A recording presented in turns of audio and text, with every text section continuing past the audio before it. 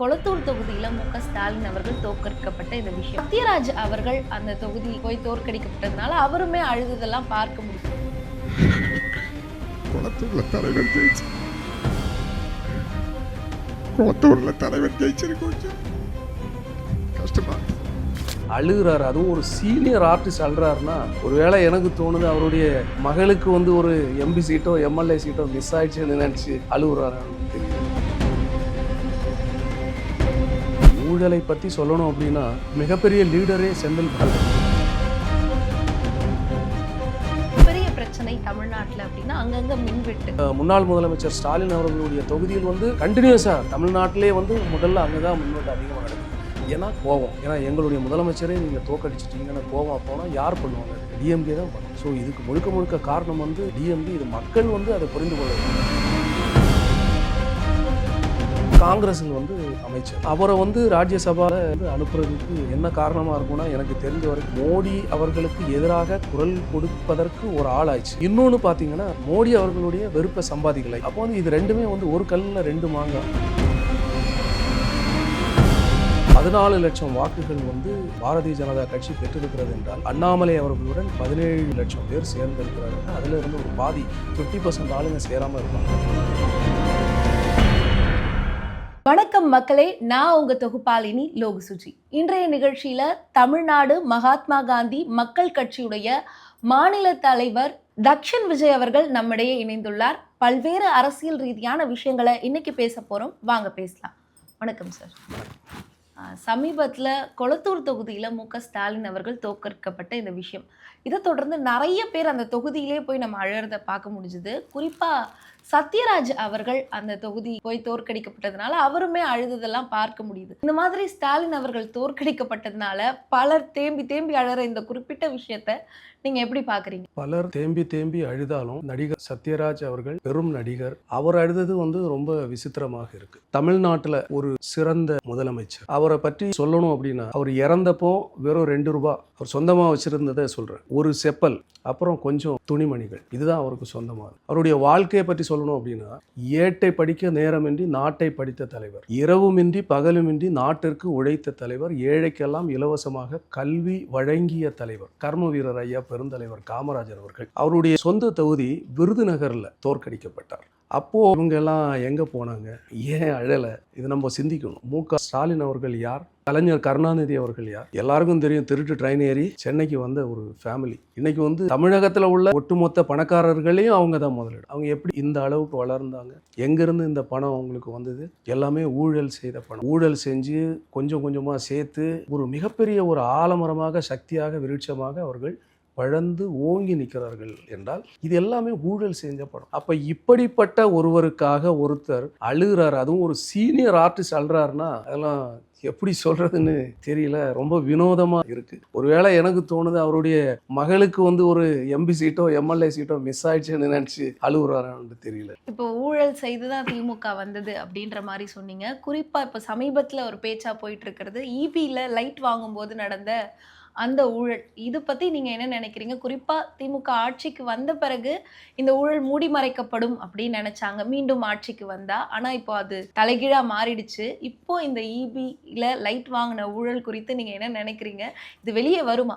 ஊழலை பத்தி சொல்லணும் அப்படின்னா, மிகப்பெரிய லீடரே செந்தில் பாலாஜி தான். அவர் எங்க போனாலும் அதுல எல்லாம் ஊழல். அதாவது ஒரு லைட்டோட விலை 6500 ரூபாய். தமிழ்நாடு பூரா கிட்டத்தட்ட எத்தனை ஆயிரக்கணக்கான பல்லாயிரக்கணக்கான லைட் போட்டிருப்பாங்க. ஒரு லைட்டுக்கு 42,000 ரூபாய் பில்லு போட்டிருக்காங்க. 1000 கோடி இடி வழக்கு பதிவு செஞ்சிருக்காங்க. அப்படின்னா எவ்வளவு பெரிய ஊழல். இந்த முறை ஆட்சி அதிகாரத்தை மட்டும் விட்டுடக்கூடாது, கண்டிப்பா நம்ம தான் வரணும்ன்றதுல ரொம்ப முனைப்பா இருந்தாங்க போல. இவங்க பண்ற ஒவ்வொரு ஊழலும் இப்போ வெளியே அம்பலம் ஆயிட்டு இருக்கு. அது உதாரணம். கொள்ளையடிக்கிறதுக்கு ஒரு கொஞ்சம் அளவாவது இருக்கணும். எவ்வளவு மக்களை எல்லாம் கேவலமா நினைச்சிட்டு இருக்கிறாங்க. இதுல நமக்கு நினைக்க தோணும். சமீபத்துல நடந்த தேர்தல் மூலமா நமக்கு தெரிய வர விஷயம், விஜய் அவர்கள் முன்னாடி வந்திருக்காரு, திமுக பின்னாடி போயிருக்கு. இதெல்லாம் தாண்டி பாஜகவுடைய அந்த பங்கு எந்த அளவுக்கு தள்ளி போயிருக்கு அப்படிங்கிறது தெரியுது. மீண்டும் மீண்டும் பாஜக தமிழ்நாட்டுல அந்த அளவு வளரல அப்படிங்கிறது மட்டும் இந்த தேர்தலின் மூலம் நமக்கு தெரியுது. பாஜகவுடைய வளர்ச்சிக்கு தடையா இருக்கிறது என்ன விஷயம் அப்படின்னு நினைக்கிறீங்க? சிம்பிளா ஒரே வரியில நீட் தேர்வு அவ்வளவுதான். இந்த ஒன்னே போதும் அவனுங்க வந்து ஜென்மத்துக்கும் தமிழகத்துல வந்து கால் வைக்க முடியாது. 27 மரணங்கள் மாணவ மாணவியர்கள். அது போல இந்தி திணிப்பு அதை மறக்கவே முடியாது மக்கள். அந்த அளவுக்கு ஆர்எஸ்எஸ் இயக்கம் அது ஒன்றும் போதும். இந்த 3 விஷயங்களே மக்கள் வந்து சாகிற வரைக்கும் இந்த நூற்றாண்டு காலங்கள் மறக்க மாட்டாங்க. இதுதான் மெயினான ரீசன். இப்போ விஜய் அவர்களுடைய வருகைக்கு பிறகு இந்த தமிழ்நாட்டு அரசியல்ல மிகப்பெரிய மாற்றம் இருக்கு அப்படின்னு சொல்லலாம். குறிப்பா நாம் தமிழர் கட்சியோட நிலைமை, அந்த 3வது கட்சின்ற அந்த நிலைமைக்கு வந்தாங்க. இப்போ மொத்தமா பின்னுக்கு தள்ளுற மாதிரி ஆயிடுச்சு அந்த கட்சியோட நிலைமை. இந்த தேர்தலுக்கு பிறகு நாம் தமிழர் கட்சியோட இந்த நிலைமையை எப்படி பாக்குறீங்க? நாம் தமிழர் கட்சி வந்து அண்ணன் சீமான் அவர்கள் நான் வந்து பெரிதும் மதிக்கிற நேசிக்கிற ஒரு நல்ல தலைவர், நல்ல லீடர். ஆனால் அவர்கள் எடுக்கிற ஒரு சில நிலைப்பாடுகள் தான் அந்த கட்சிக்கு ஒரு பின்தாங்கலாக இருக்கிறது என்று நான் கருதுகிறேன். ஏனென்று சொன்னால் நாம் தமிழர் கட்சி 2016 எலெக்ஷன்ல 1 விழுக்காடு 1.5% வாக்குகள் பெற்றிருந்தார். அதன் பிறகு படிப்படியாக அவர்கள் முன்னேறிட்டு வந்தாங்க. அடுத்த தேர்தல் 2021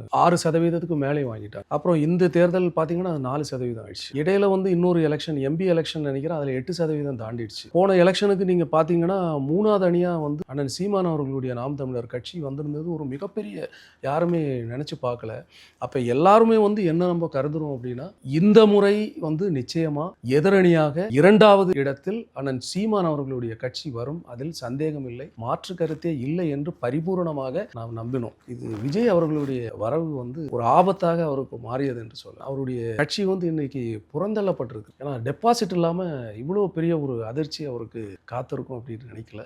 ஒரு கட்சி உருவாக்கப்பட்ட பிறகு ஒன்று ஆளுங்கட்சி இல்லை எதிர்கட்சி, இதை தாண்டி பல கட்சிகள் இருக்கு. இந்த பல கட்சிகள் எல்லாமே கூட்டணிக்குள்ள எப்படியோ ஆளுங்கட்சியோட இணைந்தோ இல்லை எதிர்கட்சியோட இணைந்தோ கூட்டணிக்குள்ள அங்க இங்க எப்படியாவது வந்துருவாங்க. ஆனா இந்த நாம் தமிழர் கட்சி மட்டும் கூட்டணியே வைக்க மாட்டோம் அப்படிங்கிறதுல உறுதியா இருக்காங்க. இந்த ஒரு குறிப்பிட்ட விஷயத்தை எப்படி பாக்குறீங்க? ஒருவேளை எதிர்காலத்துல அவங்க கூட்டணி வச்சாங்க அப்படின்னா அவங்களுக்கு ஒரு நல்ல வாய்ப்பு இருக்கா இந்த அரசியல் களத்துல? இதை குறித்து நான் பேச வேண்டும் என்றால், சீமான் அவர்களுடைய 20 வருட அரசியல் வாழ்க்கையை நம்ம எடுக்கணும். ஃபர்ஸ்ட் இப்போ முதல் முறை தேர்தலில் வந்து நான் சொன்ன வாக்குகள் பெற்றிருந்தார்கள். 2வது முறை படிப்படியாக முன்னேறினார்கள். ஆனால் நான் இதில் என்ன சொல்ல விரும்புகிறேன் என்றால், 234 சட்டமன்ற தொகுதி இருக்கு. இதில் இந்த 234 சட்டமன்ற தொகுதியிலும் தொடர்ந்து அவர்கள் சந்தித்த தேர்தல் களத்தில், ஒரு 4 முறை சந்தித்த தேர்தல் களத்தில் எத்தனை வேட்பாளர்கள் ரிப்பீட் ஆயிருக்கிறார், இதை நம்ம பார்க்கணும். தனியாக நிற்போம், தனித்து நிற்போம், வெல்வோம் என்பது வந்து அண்ணன் சீமான் அவர்களுடைய தனிப்பட்ட கருத்து தான். அவங்க கட்சியிலும் இருக்கிற எல்லாருடைய கருத்தாக கருத முடியாது. அவர் தனிப்பட்ட முறையில் அவர் சொல்லுகிறார், தனியாக தான் நிற்போம் அப்படின்னு சொல்றது வரவேற்கத்தக்கது தான். ஆனால் அவருடைய வேட்பாளர்கள் யார் யார்? 234 தொகுதியிலும் நிறுத்தப்பட்ட வேட்பாளர்கள் எல்லாமே வந்து மிகப்பெரிய அரசியல் பாரம்பரியமோ அல்லது ஒரு மிகப்பெரிய செல்வாக்கோ பணக்காரர்களோ இல்லை. அசம்பிளி எலெக்ஷன் கான்டெஸ்ட் பண்ணுவோம்னா மினிமம் ஒரு 10 லட்சம் 15 லட்சம் இல்லாம பண்ண முடியுமா? ஒரு சிம்பிளா பண்ணுவோம்னாலே மினிமம் ஒரு 15 இருந்து 20 lakhs ஆகும். அப்ப இந்த 20 லட்சம் ரூபாய் அவங்க சம்பாதிக்கிறதுக்கு எவ்வளவு கஷ்டப்படுவாங்க? சம்பாதிச்சு வச்ச காசை 20 லட்சம் அவங்க செலவு பண்றாங்க. செலவு பண்ணி தேர்தலை கான்டெஸ்ட் பண்ணுறாங்க. கான்டெஸ்ட் பண்ணதுக்கப்புறம் அவங்க அந்த கடன்ல இருந்து மீண்டு வர்றதுக்கே வந்து 5 வருஷம் ஆகும். அதனால தான் நான் என்ன சொல்றேன்னா, இந்த 4 முறை அவர்கள் சந்தித்த தேர்தலிலும் 234 தொகுதியில் வெறும் 18 வேட்பாளர்கள் தான் ரிப்பீட் ஆயிருக்கிறார். மற்ற எல்லாமே புது ஆட்கள் தான். இந்த கட்சியில் இருக்கும் தொண்டர்கள் இவர்களெல்லாம் ஒரு மாதிரி பேனிக் ஆயிடுவாங்க. அவர் கொஞ்சம் வந்து அவருடைய அந்த பிடிவாதத்தை தளர்த்திக்கணும் அப்படின்றதுக்கு தான் நான் நினைக்கிறேன். ஏன்னா ஒரு கட்சியோட கூட்டணி வச்சா நல்ல கொள்கைகள், தமிழ் தேசியத்தை அவங்க சொல்றாங்க, நல்ல கொள்கைகள் இருக்கிறதுனால கண்டிப்பா இது மாதிரி கட்சிகள் தமிழகத்தில் வந்து வர வேண்டும். அதுக்கு வந்து அவர் கொஞ்சம் மனசை மாற்றி ஏதாவது ஒரு கட்சி கூட கூட்டணி வைக்கிறது நல்லது அப்படின்னு தான் நான் நினைக்கிறேன். இந்த தேர்தலுக்கு பிறகு ஒரு அடி வாங்கிட்டாரு. ஏன்னா மேலே ஏறிட்டு இருந்தது திருப்பி இறங்கிடுச்சு. ஸோ இதுக்கப்புறம் கூட்டணியை பற்றி யோசிப்பாரா? சரி கூட்டணி வைத்து களம் காண்போம் அவர் யோசிப்பாரா? இல்லை, அது அவருக்கு தான் தெரியும், நமக்கு தெரியாது. ஏன்னா அவர் 4 முறை தேர்தலிலும் அவருக்கு அந்த எண்ணம் தோன்றவில்லை. ஏனென்று சொன்னால் ஃபர்ஸ்ட் எலெக்ஷன், செகண்ட் எலெக்ஷன்ல நல்ல ஒரு வளர்ச்சி, அப்புறம் 3வது எலெக்ஷன்ல மிகப்பெரிய வளர்ச்சி, அவர் எதிர்பார்த்ததை விட வளர்ச்சி. அப்போ கண்டிப்பா நம்ம வெல்வோம் அப்படின்றதுல அவர் உறுதியா இருந்திருப்பார். ஆனால் இந்த முறை வந்து அது எல்லாமே வந்து தவிடுபொடியாகி விட்டது. அதனால சில வேளை அவர் மனசு மாறினாலும் மாறலான்றது தான் எனக்கு தோணும். தனியார் பள்ளிகளில் இந்த கட்டண உயர்வு அப்படிங்கிறது, இந்த கட்டணம் அப்படிங்கிறது எதுவும் சமீபத்தில் வந்து இப்போ பள்ளிக்கூடம் ஆரம்பித்த பிறகு பெற்றோர்கள் எல்லாருமே பதறிட்டு இருக்காங்க. எவ்வளோ கட்டணம் சொல்ல போறாங்க, என்ன எவ்வளோ கட்டணும் குழந்தைகளுக்கு அப்படின்றது. கிட்டத்தட்ட வழிப்பறி கொள்ளை மாதிரி தான் தனியார் பள்ளிக்கூடங்கள் இப்போ பள்ளிக்கூடங்களை நடத்திட்டு இருக்காங்க. இதுக்கு ஒரு தீர்வு கிடைக்குமா? இந்த கட்டணங்களை குறைக்கிறதுக்கு அரசு ஏதாவது ஒரு செயல் முன்னெடுக்குமா? தமிழ்நாடு தனியார் பள்ளிக்கூடங்கள் இயக்குநரகம் ஒரு சில பள்ளிக்கூடங்களுக்கு LKG, pre KG, UKG, CBSE, ICSE, matriculation board இது போன்ற கல்வி நிறுவனங்களுக்கு அதாவது ஃபீஸ் டெட்டர்மினேஷன் கமிட்டி இதன் மூலமாக வந்து ஒரு அறிக்கையை வெளியிட்டிருந்தாங்க. தனியார் பள்ளிக்கூடங்கள் மாணவ மாணவியர்களின் பெற்றோர்களிடம் வசூலிக்கக்கூடிய ஃபீஸ் அது டிரான்ஸ்பரண்டாக ஓப்பனபிளாக எல்லாருக்குமே வெளியே வந்து நீங்கள் அறிவிக்கணும் அப்படின்ட்டு சொல்லியிருந்தாங்க. இது வரவேற்கத்தக்கது. அதாவது சம்பந்தப்பட்ட பள்ளிக்கூடங்களின் பெயர் பலகையிலோ அப்ளிகேஷன் ஃபார்ம் இருக்கும்ல ஃபில் பண்ணிக்க சேர்க்கை படிவம், இந்த சேர்க்கை படிவத்திலோ அவங்க வந்து இதுதான் ஃபீஸ் அப்படின்றத ஓப்பனாக வந்து டிரான்ஸ்பரண்டாக அங்கே வந்து மென்ஷன் பண்ணணும் அப்படின்னு சொல்லியிருந்தாங்க. இது மிக மிக வரவேற்கத்தக்க ஒன்று ஆகும். இதில் வந்து என்ன சேஞ்சஸ் ஏற்படும் அப்படின்னா அதிக கட்டணம், கூடுதல் கட்டணம், டொனேஷன் ஃபீஸ் சொல்கிறாங்கல்ல, இப்படி ஒரு வழிப்பறி பண்ணுறாங்க. இதெல்லாம் வந்து தடுக்கப்படும். இது வந்து மிக வரவேற்கத்தக்கது. ஆனால் இதுல ஒரு ட்விஸ்ட் இருக்கு. இப்போ இந்த மாணவ மாணவியர்கள் சேர்க்கைக்கு பிறகு ஒரு வருடம் முழுவதும் பள்ளிக்கூடத்தில் பயிலுகிறார்கள். இந்த ஒரு வருட காலம் அந்த பள்ளிக்கூடங்கள் மாணவியர்களிடம் tuition fees, education fees, tour fees, study fees, uniform fees, அந்த ஃபீஸ், இந்த ஃபீஸ், நின்னா ஃபீஸ், நடந்தா ஃபீஸ், ஓடனா ஃபீஸ் இப்படி கலெக்ட் பண்ணுறாங்க. இப்போது அந்த பிள்ளைகளுடைய நலனை எதிர்பார்க்கிற பெற்றோர்கள் தான் தனியார் பள்ளிக்கூடங்களில் பணம் செலவு பண்ணி படிக்க வைக்கிறாங்க. அப்போ அந்த பிள்ளைகள் வந்து அம்மா இன்னைக்கு ஃபீஸ் கட்டலை, இன்னைக்கு யூனிஃபார்முக்கு ஃபீஸ் கட்டாமல் வெளியே விட்டாங்க, இல்லை எல்லாரும் முன்னாடி கேட்குறது அசிங்கமாக இருக்குது, கூச்சமாக இருக்குது அப்படின்ட்டு அந்த பிள்ளைகள் வந்து பெற்றோர்களிடம் சொல்லும் பொழுது, அழும் பொழுது அந்த பெற்றோர்கள் எங்கிருந்தாவது வட்டிக்காவது காசு வாங்கி பிள்ளைகளுடைய படிப்பையும் காப்பாற்றுற ஒரு நிலைமையில் இருக்கிறதுனால அந்த சூழல் ஏற்படுறதுனால அவங்க எப்படியாவது ஃபைட் பண்ணி அந்த ஃபீஸை கட்டிடுறாங்க. ரெகுலரைசேஷன் படி ஒரு தனியார் பள்ளிக்கூடத்தில் வந்து இவ்வளோதான் நீங்கள் ஃபீஸ் வந்து கலெக்ட் பண்ணணும், இதுக்கு மேலே அதிகமான கட்டணங்கள் வசூலித்தால் இப்போ 1992 ஆக்ட் செக்ஷன் 3 இந்த ஆக்ட் படி கம்ப்ளைண்ட் பண்ணால் அந்த ஸ்கூலுக்கு வந்து 5 வருடத்துலேருந்து 7 வருஷம் நிச்சயமாக வந்து சிறை தண்டனை அபராதம் ஒன்று சொல்கிறாங்க. ரைட்டா? ஆனால் எந்த ஸ்கூலுக்கு இப்படி நடவடிக்கை எடுத்தாங்க? நீங்கள் ஒரு 5 ஸ்கூலுக்கு எடுத்து பாருங்கள்,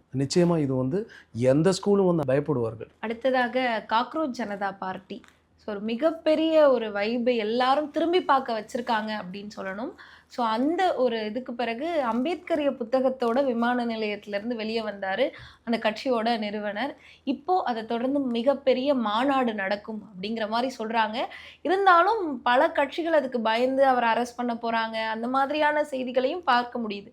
எப்படி நினைக்கிறீங்க இந்த கட்சி குறித்து? குறிப்பாக இந்த மிகப்பெரிய மாநாடு நடந்து மிகப்பெரிய ஒரு புரட்சி நடக்கும்னு எதிர்பார்க்குறீங்களா? ஃபர்ஸ்ட் ஆஃப் ஆல் வந்து காக்ரோச்ன்ற அந்த பேரே ஒரு வித்தியாசமாக இருக்குது. அதுவே ஒரு கான்ட்ரவர்சி அண்ட் அட்ராக்டிவாக இருக்குது. அவர்களுடைய அந்த அறிக்கை எனக்கு வந்து ரொம்ப பிடிச்சிது. ஓய்வு பெற்ற நீதிபதிகள் வந்து கவர்னராக நியமிக்கப்படக்கூடாது, 50% இடஒதுக்கீடு நார்மலாக சொல்லிட்டு இருக்கிற விஷயம் தான். இதில் ஒரு பெரிய அட்ராக்டிவான இது வந்து எம்எல்ஏ எம்பிக்கள், கட்சி விட்டு கட்சி தாவுகிற எம்எல்ஏ எம்பிக்கள் வந்து 20 வருடம் அரசு பதவி வகிக்கக்கூடாது, வேற எந்த தேர்தலிலும் போட்டியிடக்கூடாது அப்படின்ற ஒரு சட்டம் கொண்டு வரும். இது ஒரு பயங்கரமான அட்ராக்டிவ். எவனும் கட்சி விட்டு கட்சி தாக மாட்டான். அம்பானி, அதானி அவர்களுடைய பெயர்களில் நடைபெற்று கொண்டிருக்கின்ற தொலைக்காட்சி நிறுவனங்களுடைய உரிமத்தை ரத்து செய்ய வேண்டும். அது ஒரு சிறப்பான ஒரு இது மாதிரி அட்ராக்டிவான அறிக்கை கொடுத்திருந்தாங்க. இளைஞர்கள் தான் ஒன்று சேர்ந்தால் தான் வெற்றி பெறுகிறார். அது நம்ம பார்க்கிறோம். அதுக்கு பெஸ்ட் எக்ஸாம்பிள் நம்ம தமிழ்நாட்டிலே நடந்திருக்கு. 70 வருடத்திற்கு மேலான திராவிடத்தையே வந்து அடித்து ஒடுக்கி விட்டு ஒரு மிகப்பெரிய இளைஞர் சக்தி வலுப்பெற்று இன்று தமிழகம் இல்ல ஒட்டுமொத்த இந்தியாவே திரும்பி பார்க்கிற அளவுக்கு ஒரு மிராக்கிள் மேஜிக் நடந்திருக்கு. அப்போ இது போல இந்த கட்சியுடைய தலைவர் காக்ரோச் ஜனதா பார்ட்டியை நிறுவியவர் வந்து டெல்லியில இருந்துட்டு 2.5 கோடி ஜனங்களை, இளைஞர்களை இங்க ஒன்று திரட்டி இருக்கிறார் என்றால் அது ஒரு மிகப்பெரிய சக்தி தான். என்னைய பொறுத்த வரைக்கும் சிம்பிளா சொல்லணும் அப்படின்னா, இந்த தமிழ்நாட்டில் திமுக அதிமுக 2 கட்சிகள் மாறி மாறி 70 வருஷம் நாட்டை குட்டிச்சோறு ஆக்கிட்டீங்க. இப்போ அதுக்கு ஒரு மாற்றம் வந்துருச்சு, பயங்கரமான ஒரு மிராக்கிள் வந்துருச்சு. அதே போல இது வந்து மாநிலத்தில் மத்தியில் வந்து பாஜக காங்கிரஸ் 2 பேரும் மிகப்பெரிய திருடர்கள். இவர்களை வந்து பீட் பண்ணணும், இவர்களுக்கும் இது போல் ஒரு பாடம் புகட்டணும், 3வது அணியாக ஒரு அணி உருவாகணும், இவங்க 2 பேரை இதே மாதிரி அடியோடு அடித்து ஒதுக்கணும். இதுதான் என்னுடைய ஆசை. இது நடக்கணும். இது நடந்தால் cockroach Janata party is good. அவங்க கண்டிப்பாக சாதிப்பாங்கன்னு நினைக்கிறேன். ஏன்னா ஒரு சின்ன ஒரு புரட்சியிலே 2.5 கோடி பேரை சேர்த்துட்டாங்க அப்படின்னா கண்டிப்பாக இன்னும் மேலே மேலே அவங்க இந்த ஒர்க்கு பண்ணிட்டாங்கன்னா கண்டிப்பாக ஒரு மிகப்பெரிய ஒரு சக்தியாக உருவெடுப்பாங்க, 3வது அணியாக மாறுவாங்க. கண்டிப்பாக ஒரு பிரைம் மினிஸ்டர் லெவலுக்கு அவங்க வர்றதுக்கு உண்டான சாத்தியக்கூறு இருக்கு. ஏன்னா கெஜ்ரிவால் அவர்கள் நிறைய தலைவர்கள் நம்ம எடுக்கலாம். சிம்பிளா விஜய் அவர்கள் வெறும் 2 வருஷம் தான் கட்சி அமைச்சு இன்னைக்கு ஒரு பெரிய ஒரு மாற்றத்தை உருவாக்குனார் என்றால் இதுவும் கண்டிப்பா நடக்கும் என்பதுதான். இளைஞர்களோட சக்தி எழும் அப்படின்னு எதிர்பார்க்கலாம். ஆரம்பத்துல இப்ப தொடங்கக்கூடிய புதிய கட்சிகளை பத்தி பேசிட்டே வரோம். இப்போ அந்த வரிசையில அண்ணாமலை அவர்களுடைய கட்சி கிட்டத்தட்ட 17 லட்சம் தொண்டர்கள் அப்படின்ற மாதிரி சொல்றாங்க. இன்னொரு பக்க பேச்சு என்னன்னா, அந்த 17 லட்சம் தொண்டர்களும் பாஜகவில இருந்து தான் வந்திருக்காங்க இங்க அப்படிங்கிற ஒரு பேச்சும் இருக்கு. பாஜகவில இருந்து இந்த கட்சிக்கு வந்தா இப்ப பாஜக உடையுமா? அங்க இருக்கக்கூடிய தொண்டர்கள்லாம் இங்க வந்துட்டாங்கன்னா பாஜக இன்னும் இந்த தமிழ்நாட்டுல இல்லாமலே போயிடுமா? இதை எப்படி பாக்குறீங்க? இந்த 17 லட்சம் பேர் எங்கிருந்து வந்திருப்பாங்க? அண்ணாமலை அவர்களுடைய தொண்டர்களா? அண்ணாமலை அவர்கள் யார்? எதன் மூலமாக அண்ணாமலை அவர்கள் தமிழ்நாட்டில் அறியப்பட்டார்? பாஜக ஒரு கட்சியில் மாநில பதவி வகித்ததன் மூலமாகத்தான் அண்ணாமலை என்பவர் இன்று ஒரு மிகப்பெரிய சக்தியாக தமிழ்நாட்டில் அறியப்பட்டார். கரெக்ட் தானே? பாஜக இந்த தேர்தலில் 2026 சட்டமன்ற தேர்தலில் கிட்டத்தட்ட ஒரு 14 லட்சம் வாக்குகள் பெற்றிருக்கிறார்கள். அண்ணாமலை அவர்களுடன் 17 லட்சம் பேர் சேர்ந்திருக்கிறாருன்னா அதுல இருந்து ஒரு பாதி 50% ஆளுங்க சேராம இருப்பாங்களா? ஏன்னா அந்த கட்சி மூலமா ஐடென்டிட்டி ஆனவர் நிச்சயமா அந்த கட்சியை சார்ந்தவர்கள் நிறைய பேர் சேர்ந்திருப்பாங்க. இன்னொன்று அண்ணாமலை அவர்கள் ஒரு இளைஞர்களால் கவரப்பட்ட ஒரு லீடர். அப்போ இளைஞர்கள் நிறைய பேர் அவர் கூட சேர்றதுக்கு உண்டான வாய்ப்புகள் இருக்கு. வரும் காலங்களில் நாம் பார்க்க போகிறோம். இளைஞர்களுக்கும் உண்டான ஒரு நல்ல தலைவர் தான். என்னுடைய கருத்து ஒரு 3வது அணியா அண்ணாமலை அவர்கள் துவங்க போகிற கட்சியும் வரணும் அப்படின்றது தான் என்னுடைய கருத்து. இப்போ அண்ணாமலை அவர்களுடைய கொள்கைகள் எப்படி இருக்கும்னு எதிர்பார்க்குறீங்க? ஏன்னா பாஜகவிலிருந்து வந்த ஒருத்தர் இருந்தாலும் தமிழ்நாட்டில் பாஜகவுடைய கொள்கைகள் RSS அமைப்பு அப்படிங்கிறது எந்த அளவு ஏற்றுக்கொள்ளப்படுதுங்கிறது ஒரு மிகப்பெரிய கேள்விக்குறியாக தான் இருக்கு. அப்படி இருக்கும்போது அண்ணாமலை அவர்களோட கொள்கை என்ன மாதிரி இருக்கும்?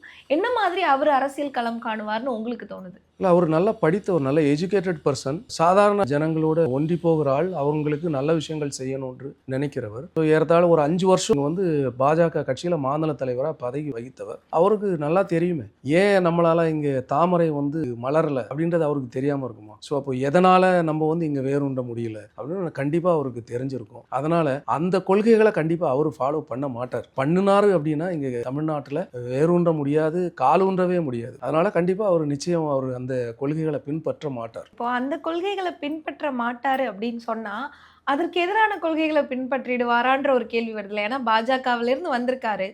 அப்படி இருக்கும்போது அதற்கு எதிராக ஒரு கொள்கையை அவர் கையில எடுக்க முடியாது.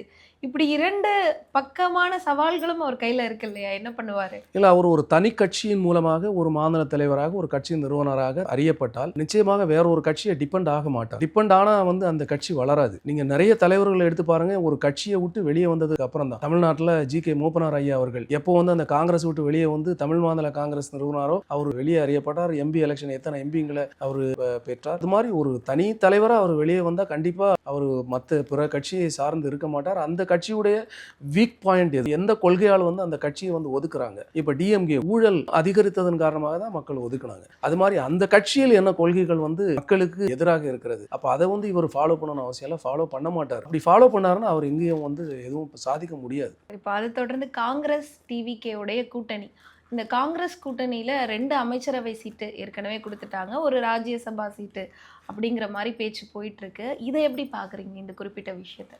பட்டியல் இனத்தை சார்ந்த 9 அமைச்சர்கள், அது ஒரு பயங்கரமான ஒரு மேஜிக் மிராக்கிள் விஜய் அவர்கள் செய்திருக்கிறார்கள். காங்கிரஸில் அமைச்சர். அப்போ அவரை ராஜ்யசபாவில் அனுப்புறதுக்கு என்ன காரணமாக இருக்கும்னா எனக்கு தெரிஞ்ச வரைக்கும் மோடி அவர்களுடைய வெறுப்பை சம்பாதிக்க கூடாது அப்படின்னு தான் நினைக்கிறேன். அதுதான் காரணமாக இருக்கும். ஏன்னா இப்போ மோடி அவர்களுக்கு எதிராக குரல் கொடுப்பதற்கு ஒரு ஆள் ஆயிடுச்சு. அப்புறம் இன்னொன்று பார்த்தீங்கன்னா மோடி அவர்களுடைய வெறுப்பை சம்பாதிக்கல. ஏன் அப்படின்னா காங்கிரஸோட கேண்டிடேட் தான் அங்கே குரல் கொடுக்குறாரு. அப்போ இது ரெண்டுமே ஒரு கல்லில் 2 மாங்காய் அப்படின்றது தான் நினைக்கிறேன். சமீபத்தில் நடக்கக்கூடிய ஒரு மிகப்பெரிய பிரச்சனை தமிழ்நாட்டில் அப்படின்னா அங்கங்கே மின்வெட்டு.